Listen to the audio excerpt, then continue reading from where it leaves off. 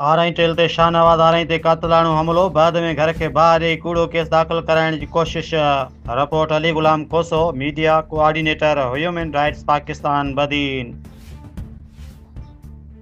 देश शहर के इलाइक़े आरई टेल ते अॼु शाहनवाज़ आरई ते मुबैना तौर कातलाणो हमलो कयो वियो। तफ़सील मूजिब शाहनवाज़ आरई पंहिंजे ज़ाती ज़मीन ॾांहुं ट्रैक्टर हलाए वञी रहियो हो, जिते अॻु में ई हथियारबंद माण्हू बीठल हुआ।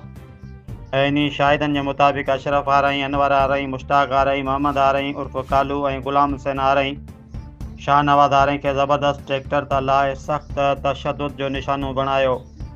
बाद में जवाबदारनि तरफ़ां वाक़े खे ढक ॾियण ऐं क़ानूनी कार्रवाई खां बचण लाइ ड्रामो रचायो वियो। पंहिंजे ई घर खे पाण बाहि ॾेई मुबैना तौर ते कूड़ो केस दाख़िल कराइण जी कोशिश कई वई।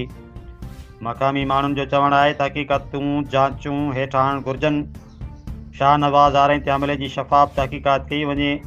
मुतासिर तौर मुतालबो कयो आहे त जवाबदारनि ख़िलाफ़ फ़ौरी तौर ते क़ानूनी कार्रवाई कई वञे, कूड़नि केसनि जी मज़म्मत कई वञे। ह्यूमन राइट्स पाकिस्तान जी टीम पारां वाक़े ते ॻणती ज़ाहिर कई वई आहे। लाॻापियल इख़्तियारनि खां मुतालबो कयो वियो आहे त इंसानी हक़नि जी संगीन भञकड़ी जी जांच कई वञे।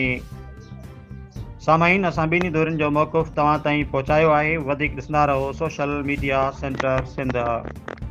पंहिंजी ज़रे ज़मीन ते ट्रैक्टर काया खेड़ी जे लाइ अशरफ उनजा भाउ जेके मुंहिंजी ज़मीन में देवियूं बीठल हुयूं वॾींदड़ हुआ, मूं खेड़ी पई गई। मूं उन्हनि खे चयो मुंहिंजूं देवियूं छो पिया वारियो, मुंहिंजी ज़मीन आहे। एतिरे ते चवण त मूंसां विड़िया आहिनि।